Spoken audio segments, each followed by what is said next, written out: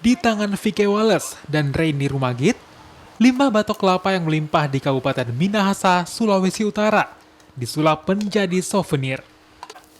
Tinggal di desa pesisir pantai utara, Kabupaten Minahasa, pasangan suami istri ini telah lama mengembangkan usaha batok kelapa dan sabut kelapa menjadi kerajinan tangan berbagai bentuk.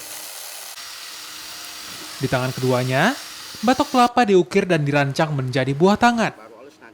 Potongan batok kelapa ini dibentuk menggunakan alat kecil sederhana dan dibuat menjadi vas, cangkir, dan bunga untuk mempercantik meja. Di tengah pandemi, mereka tetap produktif, bahkan konsumen mulai perorangan dan instansi pemerintahan menjadi langganan mereka. Oh, untuk itu kami sangat bersyukur karena justru di saat pandemi ini kami mengais rezeki.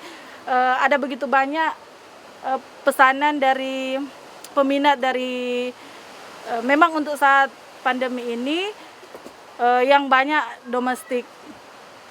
Selain barang rumah tangga, pasangan suami istri ini juga membuat souvenir berbentuk penyu dari batok kelapa. Souvenir ini terus dikembangkan dan menjadi salah satu produk unggulan karena tempat mereka tinggal berada di kawasan pesisir pantai yang menjadi wilayah konservasi penyu.